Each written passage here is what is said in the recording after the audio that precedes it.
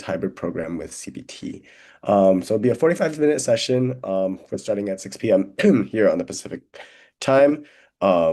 And so some session spotlights. We'll be talking about major selection and Sevis transfers, common RFEs of Day 1 CPT and what to do. We'll be talking about master's, and doctoral level scholarships, and we'll be having a live Q&A with a Sevis certified DSO. So we'll be starting off with some presentation about Sofia, both from Rachel on admissions, and also from the DSO. We'll be hearing a bit from the DSO, and then we'll be having the Q&A at the end. So us here at GoAline, we are. Let's go in. So we are an education consultancy. We basically specialize in programs which offer CPT, where you can study and work at the same time. And so if you want to at any point get in touch with and learn more about any of the programs we work with or just CPT in general, feel free to scan any of these two QR codes. We have the WhatsApp QR code over here on the right. On the top right, where you can get a consultation in English, and if you want a consultation on Chinese on WeChat, scan the QR code at the bottom right. So don't just take my word from it. You can also see that we're certified by AIRC. So yeah, there's a couple different stuff that we do. We also do have a rewards program. So if you are interested in Day 1 CPT, or if you're interested in know anybody who is, feel free to join our rewards program. You can some complete activities and get rewards points, which you can redeem for cash or gift cards. You also feel if you want to learn more from other people who are doing Day 1 CPT or who have been interested in it, feel free to join our forum. Yeah, you can connect with other users there. Also, if you want to hear from other students who have gone through us in the past, check us out on Google. You can see we have over 500 reviews and a pretty high rating. So yeah, you can check other people's reviews there. Yeah, so feel free to connect with us on our socials, our YouTube, LinkedIn, WhatsApp, and Facebook, Instagram. We're kind of everywhere. And again, if you do want to get in touch with us, like me or anyone else on our consulting team, we'll have QR codes throughout that you can reach us at. Cool. Now, without further ado, I will go ahead and hand this over to the team at Sofia. Thank you, Samir, for the introduction. I'll start sharing my screen now. Okay, let me know if you can see it. Yep. Great. I'll start present. Hello everyone, welcome to our info session. My name is Rachel and I'm one of the admission counselors here at Sofia. I will be introducing our programs available to international students and program requirements. Then I'll be playing a short video recorded by DSO Flora to introduce something about Sevis transfer policy and CPT policy. And after that, we'll be moving on to a Q&A session. If you have any further questions, please just feel free to tap and we'll be happy to help. And I would first like to go over some of our accreditation listed on this page. As you can see, we're accredited by WASC, BPPE, Chinese Ministry of Education, and some of other accreditation organizations. We value our accreditations a lot and try our best to comply with the regulations and policies. We're also accredited by SCEVP, which allow us to enroll international students. And we have two campuses. One is in Costa Mesa in Southern California, which is 45 minutes drive, give or take, from downtown LA. And if you're commuting from other states, it's 10 minutes drive from a John Wayne Airport, which is the closest airport next to the campus. We also have another campus, which is a main campus, which is in Palo Alto. And I think this campus is around 10 minutes drive from Meta campus in the nest of the Silicon Valley. And here are the three programs available to international students. For all these three programs, we build our legacy psychology courses into the curriculum. For example, organizational psychology and consumer psychology. The MBA program is not STEM certified, but it has an add-on concentration, the business data analytics, that is STEM certified. The MBA program has other concentrations as well, for example, organizational leadership. The program length and costs may vary depending on the concentration that you choose. Students who are interested in applying for a concentration will need to submit an application for MBA still, and state they're interested in the application essay, the statement of purpose. And don't worry if you cannot decide the concentration at the beginning, that is fine, and you can add on the concentration later after completing the foundation courses.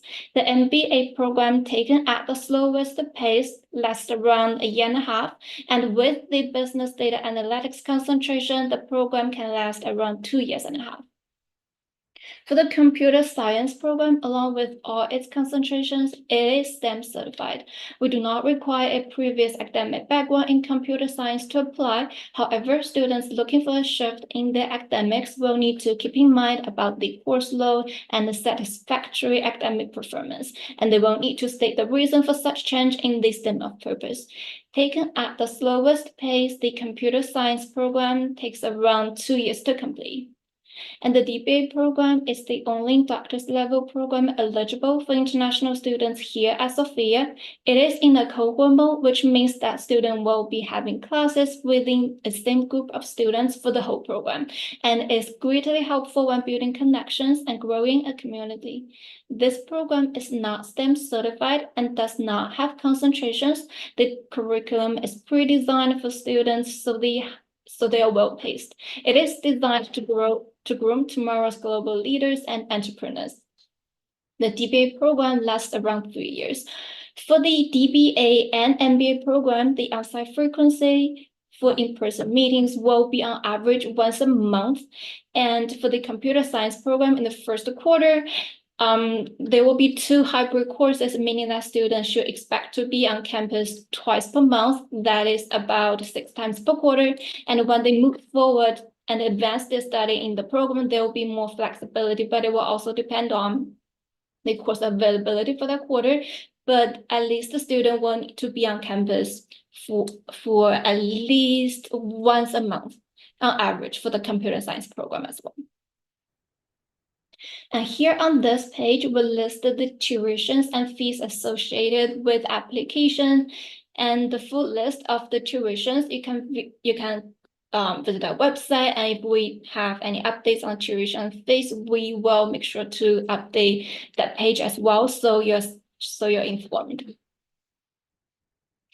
And here on this page, we listed some departments that will be working closely with applicants and enrolled students. You can also find the contact information on the website to reach out to the best department that can assist you. During the application process, you will be working with admissions office, international student office, and the registrar office will be responsible for receiving your official transcript and upload it to the application portal for you. And if you're accepted, the international student office will continue to work with you about issuing your I-20, transferring your records in, and reviewing your CPT application, and the student service team will be sending you the invite for the online orientation session. And when you are ready to apply, you can go to our website to submit an online application. For GoEli referrals, you can submit the applications through the exclusive link to have your application fee waived, and you can follow the steps to fill out your personal information. Once it's submitted, the system will send you an automatic email containing login credentials to our online applicant portal, where you can upload documents and see your application status. Please feel free to reach out to us if you have any questions in the application process. Once the application is submitted, one of us will also be reaching out to you with follow-up instructions on how to complete the application. And you might be wondering, what are the requirements for the MBA and MSCS program? After you complete the online application, please upload the recorded documents to the portal and order an official transcript to be sent to us directly by your previous university's transcript services, such as National Clearinghouse or Parchment. Currently, we can only accept official transcripts before we can start reviewing your application, and the system won't allow students to upload the transcript themselves. We require a GPA of 3.0 or higher, and if your GPA is lower than that, you might need to go through an application appeal process, if you're still interested, we'll be needing your resume, one letter of recommendation, an appeal letter, briefly explaining why the GPA is lower than 3.0 and why that will not affect your future study here at Sofia. Once we receive all required documents, we'll be sending your application to a program transfer approval. The DBA program does not have a GPA requirement, but still requires an official transcript. If you have not completed degree in the US, we will be needing a foreign transcript evaluation report instead of the transcript itself to be sent to us. The report should be sent by any NACES members, for example, WES evaluation. If you have completed a bachelor's degree outside of the US and a master's degree here in the US, the master's official transcript only works sufficiently for the application. Apart from your transcripts will be needing your scanned passport photo page, which should be valid for at least another 6 months. If you're in the process of renewing your transcript, you can send us your old passport along with the confirmation from the consulate that your passport is now being renewed.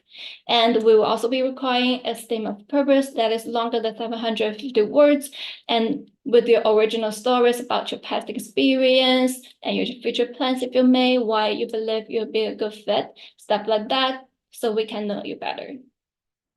For students who have completed degree program or a certificate program in the US, we can waive the English proficiency requirements. Otherwise, we'll be requesting a test result to prove your English proficiency. We can accept the most common test results that we can accept are TOEFL, IELTS, and Duolingo.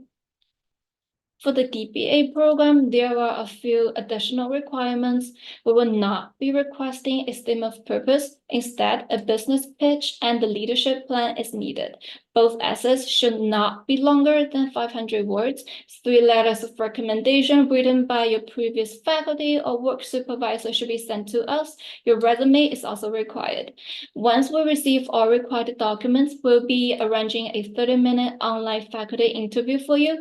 In the interview, the DBA program chair will be asking questions based on your 2 essays, resumes, etc., so they can learn more about your past experience and future plans. And here's my introduction from admissions end. I will now play the short recorded video by DSO Flora. And after that, we can move on to the Q&A session. 1 second.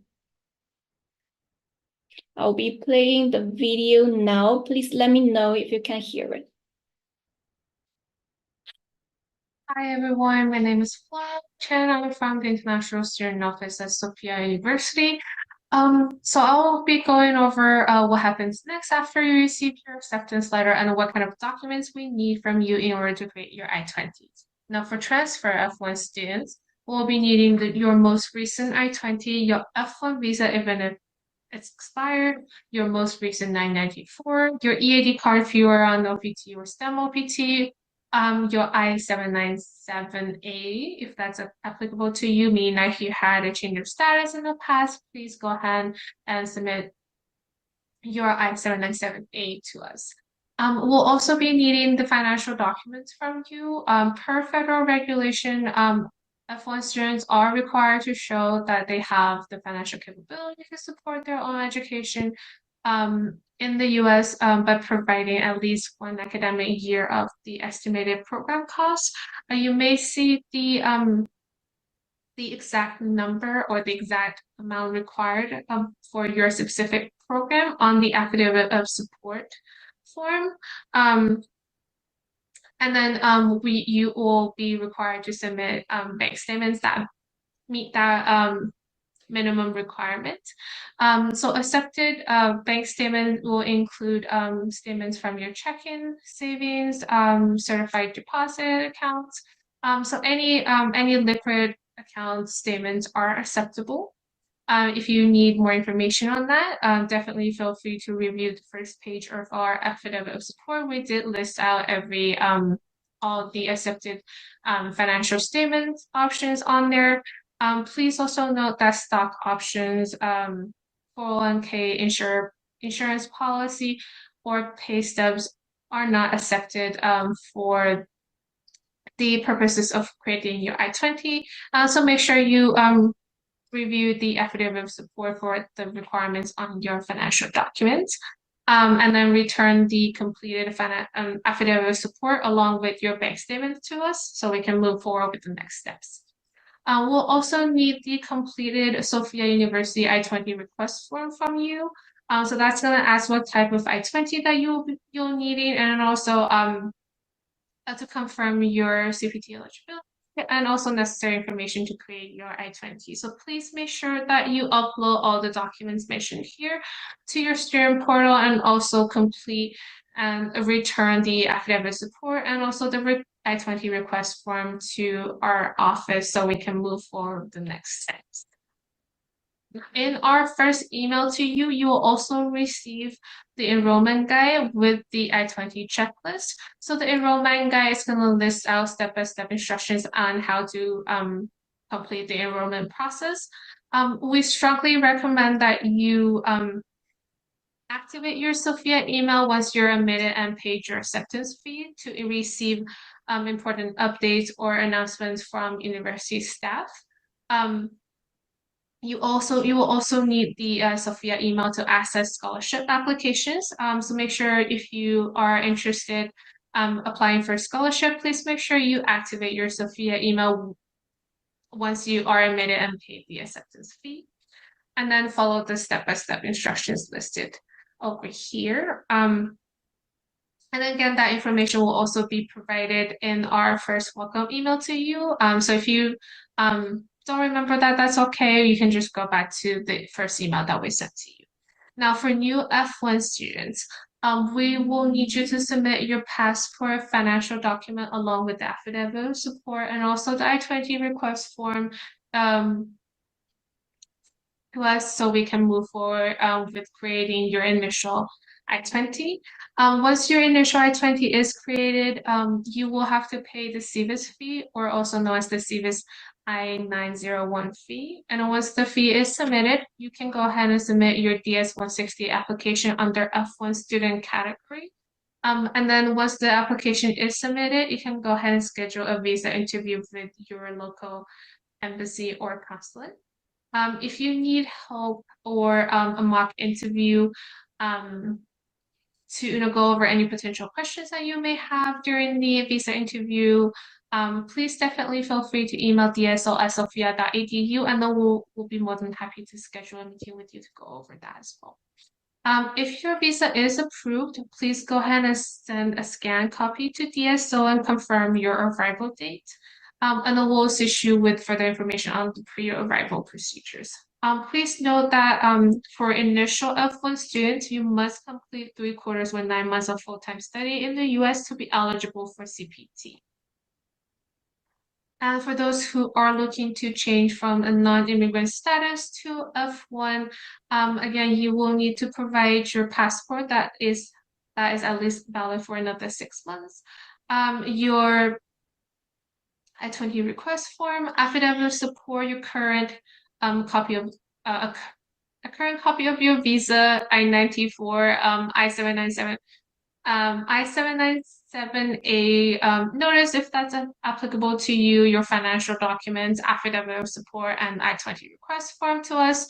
And we'll go ahead and create the change of status I-20 for you. And once you receive the change of status I-20 from our international student office, you can then proceed to pay the Sevis fee. And then once the fee is reflected on your Sevis record, you can go ahead and submit the I-539 application to USCIS. But please make sure that you do submit the change of status application to USCIS before the expiration of your current status. Once your current status expires, unfortunately, you won't be able to apply for the change of status. So make sure you're aware of the expiration date of your current visa status. And then we strongly recommend filing with the premium processing. It does charge a premium. USCIS does offer that to provide a more timely processing of your application, and then they are guaranteed to provide a decision within 30 days. Please note that this decision doesn't guarantee approval. approval. It's just that they guarantee to provide a decision within 30 days. If you are interested in that option, you can review that process and then find more information on USCIS website. And then if you receive an RFE or approval notice from the USCIS or any kind of communication from them, please notify DSO immediately so we can assist you with the next steps. And then again, once you receive the approval notice, we'll assist you with further information on enrollment based on your COS approval date. And again, for any change of status students, because you will have a new Sevis record, you will be considered as a new F1 student, and then that means you must complete 3/4 or 9 months of full-time study in the US to be eligible for CPT again.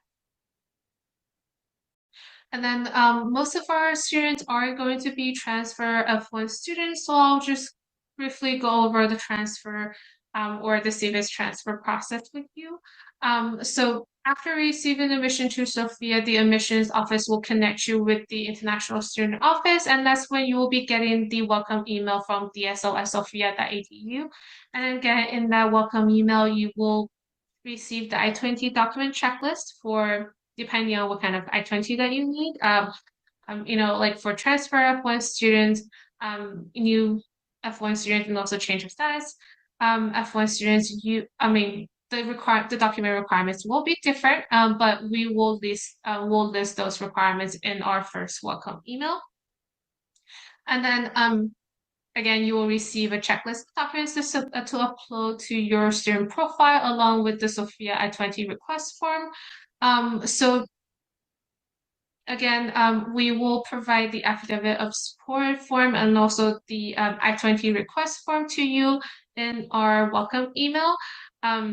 And then please make sure you complete those and upload them to your student profile so we can move forward with the next steps. And then after uploading your files and notifying the International Student Office, you will receive Sofia's Sevis school code and the Sevis transfer form. So please make sure that you do not initiate the transfer prior to receiving instructions from the International Student Office. We will need to confirm your transfer eligibility and then confirm your status before you can initiate the process. And then after you receive the Sevis school code, please work with your current school to schedule your Sevis transfer. And then once your Sevis transfer release date is confirmed, please go ahead and update us with that date so we can notify the registrar department to send out the enrollment agreement. Please also note that the Sevis records must be transferred in active status. Unfortunately, Sofia University won't be able to accept Sevis records that are not in active status. So make sure that you check with your current school before transferring out and make sure that your record is still in active status when you transfer your Sevis record out. And then when you transfer your Sevis record, make sure you keep these dates in mind. So first, your upcoming I-20 expiration date. So make sure, again, we can only accept Sevis record transfer in active status. So make sure you do that before the I-20 expiration date or within the grace period. Your CPT or OPT will end immediately upon transfer. And that is because your CPT or OPT are going to be tied with your current school. So when your current school releases your Sevis record to us on the transfer release date, unfortunately, your CPT, OPT will be immediately invalidated. That means you won't be able to work or use OPT or CPT on the transfer release date. And please make sure that you also start the program within 5 months of the last day of attendance on your OPT or on your program. USCIS does state that when transferring when F1 students transfer from one SAVP certified school to another, they will have to make sure that the Sevis record is transferred within 5 months of last day of attendance or the next available start date, whichever comes sooner. So when you are transferring, make sure you keep be mindful of those dates. And also, like I mentioned, when you transfer your Sevis record, your previous your current CPT or OPT with your current school will become immediately invalidated. And then that's because those authorizations are tied to your previous school.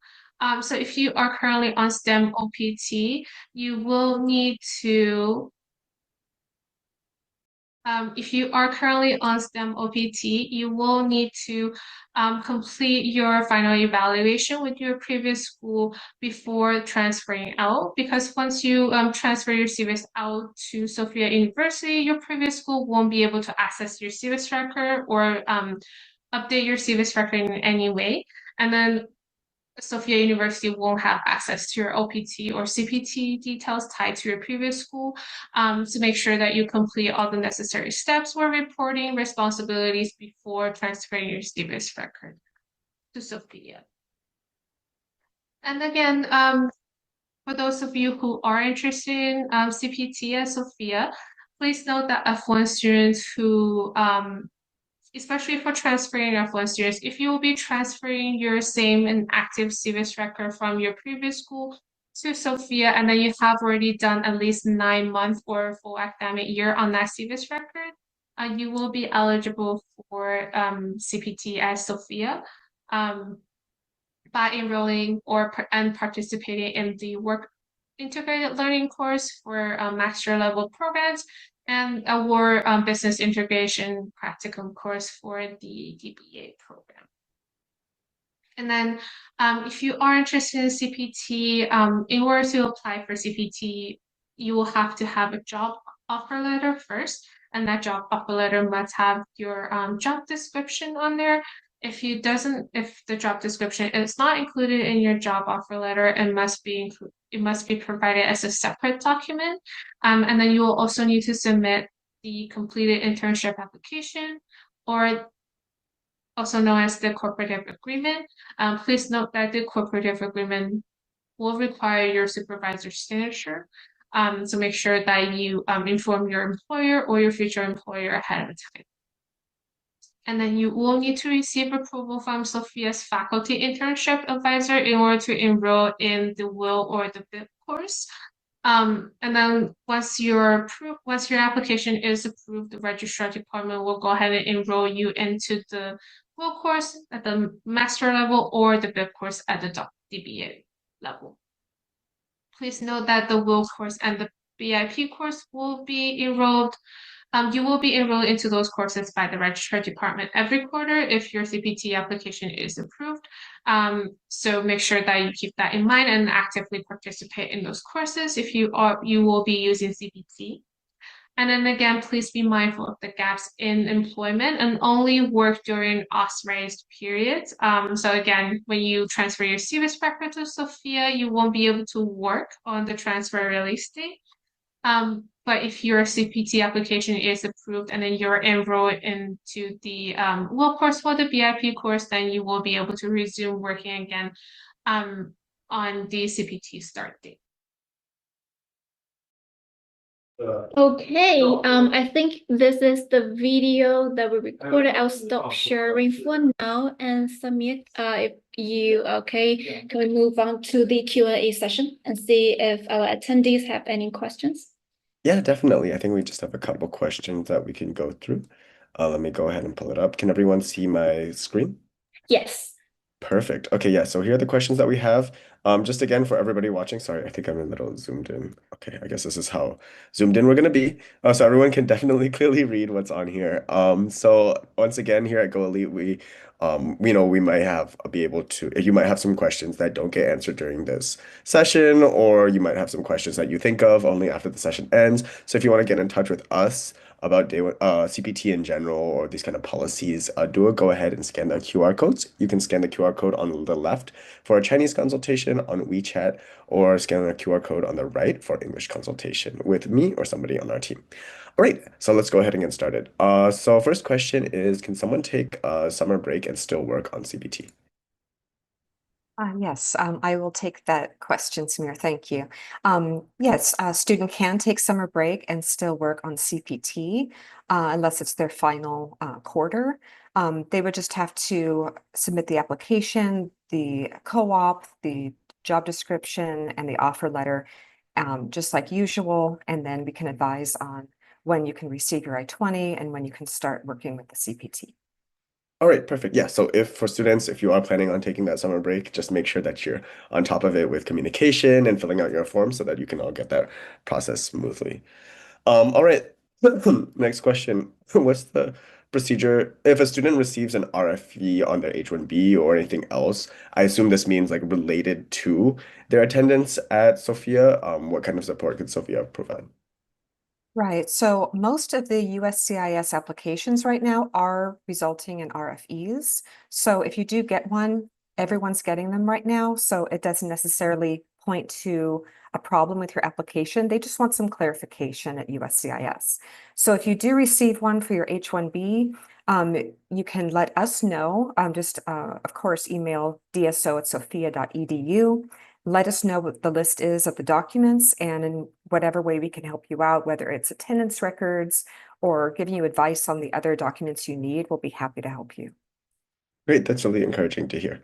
Yeah, but again, so just as a reminder for everybody, you can get an RFE for many other reasons that are not only related to Sophia. So if you're coming, just make sure that if you're asking for help, it's actually related to your attendance here.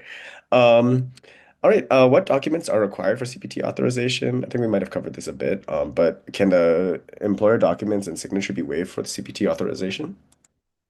Um, the the required documents cannot be waived. The documents would be the offer letter and job description, as well as the CPT application slash co-op. And they do have to be signed by the supervisor, your employer, because curricular practical training is your internship that has to directly relate to your program. So it is tied to your program. So of course we have to have signatures on that. Um, so you do need to send all those in. If you have some problems or your employer has questions, of course, you can direct them toward our email and we'll be happy to discuss any questions they have. Some employers are not very familiar with it, so we're happy to talk to them. Great, thank you. All right, so next question. When do applications for January 2026 open? Yeah, I can take that. That will be the winter 2026 quarter, and the application is already open. We open application up to a year in the future. The application deadline for this quarter will be December 8th this year. I will put a link in the chat, which is our admissions page, and you can view all future quarter deadlines. Great, thank you for that. Look, glad to see students are a little proactive. All right, how can students apply for scholarships?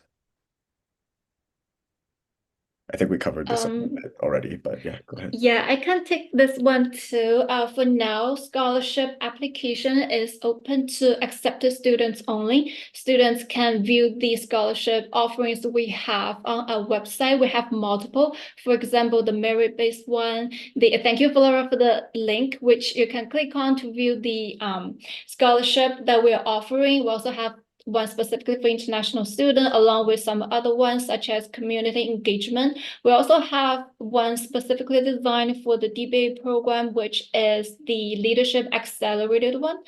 And once you are accepted and pay the acceptance fee, your Sophia email will be activated and you can access the scholarship application form while logged in to your Sophia email account. And if you do not decide which scholarship you would like to apply at the beginning, that is fine as well. Student can apply to scholarship up to one academic year after they enroll. Got it. Thank you. Yeah. Yeah, you're And again, welcome. I know sometimes students will come to us and they'll ask like, oh, like, what about scholarships? And I always tell them like, well, you have to be accepted to apply for the scholarship. Otherwise, it doesn't really make sense, right? If you don't know whether you're going to be a student at Sophia.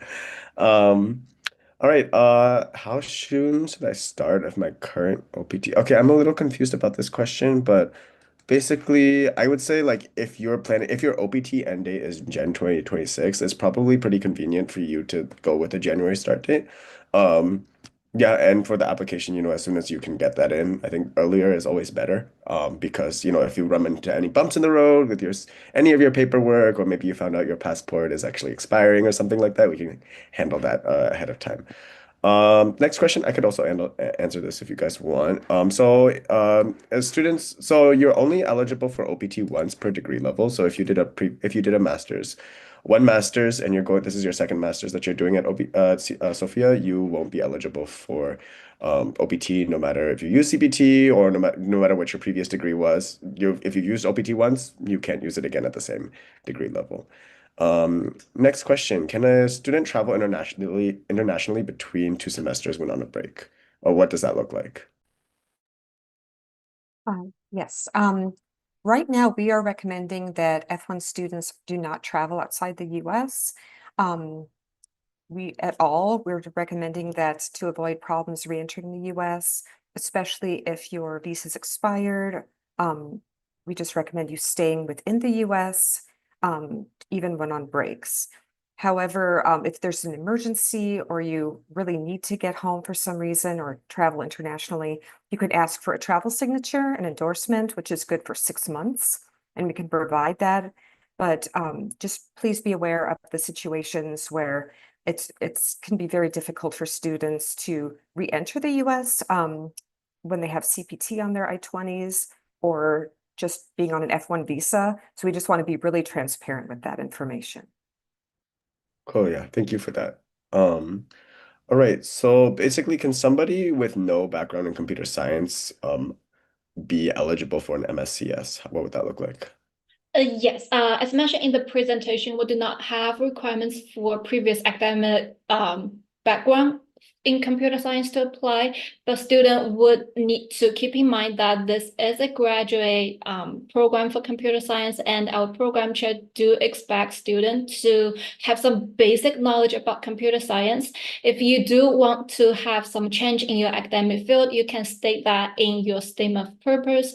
And please also keep in mind that if you're accepted to the computer science with no previous academic background in such field, you can start by easing into this program by registering for foundation courses in the beginning. And if you have any questions at any time, you can feel free to reach out to the program chairs and faculties and letting them know that if you have any questions, I believe they will be happy to help. But yeah, for the application requirements, we will just need the official transcript, your ID, and the statement of purpose where you state why you will be interested in doing the computer science program without previous academic experience. Cool. All right. Thank you for that. Next question. Is the process of playing? Okay. I think this question is the student is asking like what what would the application look like if they're not already on F1? Uh, If Go if the student just became F1, they would have to complete one academic year or 9 months of being an F1 on their current Sevis record in Mhm. order to be eligible to apply for CPT. Okay, cool. Yeah. Yeah, and I think I remember you guys mentioned that as well. So, how soon should a student apply for CPT? I guess maybe is there like a deadline for the semester, for each or for the quarter? Yes, it does depend on the quarter, but it's definitely good to keep in mind to apply sooner rather than later, especially because you need to have those documents with certain dates on them. The co-op or the job description or the offer letter need to be dated within a recent amount of time, probably within 30 days. So I would, depending on the quarter, we can let you know what you're interested in, and we can give you that hard deadline at that time. Sorry, coughing a bit. All right, thank you for that. Next question. So I guess this is for somebody who is not already on F1. So let's say they have a bachelor's in India in English medium. Could they waive the English proficiency requirements?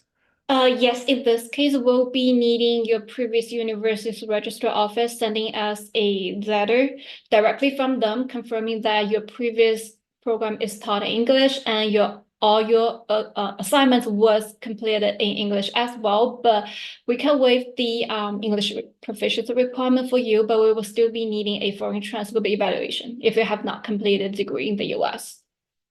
Got it. Thank you, yeah, for that flexibility. Um, okay, this is a long question.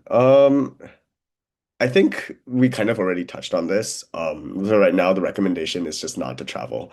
Right. Do you have Can I anything just to add? add one thing? Yeah. Yeah. Just so you know, for international students, if your visa is expired, you don't have to leave the country. A lot of students think that they would have to go and renew it and then return, but you can stay as long as your Sevis record and your passport are valid.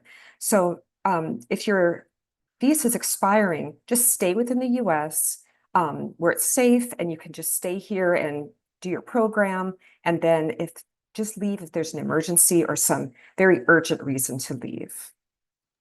Yep, that's a great point. Oh yeah, a lot of people do get confused between your stamp and your status. And your status is with your I-20. As long as your I-20 is fine, you're fine in the US, you don't have to leave. Um, cool. Is the program, I guess this is also maybe like a little general. Like, so between like the MBA, MSCS, and the GBA, are they mainly assignments or are there like quizzes and exams? What would that, is there like an easy way to answer that? I know it's a little, there's the very, Short answer is both. The long answer is mostly there will be discussion, presentation, essays, but the exam will definitely be less than those kind of assignments. But you will add the discretion of faculty and program chair. cool. All right, thank you. Does this okay, this is two questions in one.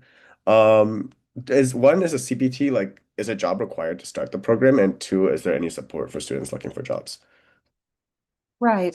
It says, can I apply it to the university if I don't have a job? And yes, you can, because that's just having a job is a requirement for applying for CPT. Yes, you do need the offer letter ahead of time, and the co-op agreement, which is what your employer and you work out on to say, this is how it's going to be contributing to the training involved in your program. So I think I'm not really sure of the second question, but we do have career services that might be able to help you get to look for a job. We also have a lot of good recommendations of job titles, places to find jobs, various businesses that commonly work with Sofia students. Oh, all right, thanks for that. I think the next question, I mean, hopefully we're not having too many more of these right now, but um the Sevis was terminated due to a driving related issue. Can they still apply? So from my understanding, if your Sevis is terminated, then you're not out, like Sophia wouldn't be able to do reinstatement, right? That's correct. Your Sevis record should be active in Mhm. order to have it transferred to Sofia University. Yes. All right. And yes, we do know that Sophia does offer a DBA program. And the last one will be there be a gap for the sorry, excuse me. Um, will there be a gap for my CPT authorization between the end of one semester and start of another if I opt to take just 7 credits per semester? When you first transfer to Sofia University, there might be a gap because your CPT authorization would coincide with the start of the quarter. And then if you're coming from another university, there might be a small gap between you ending your previous employment and starting at Sofia University.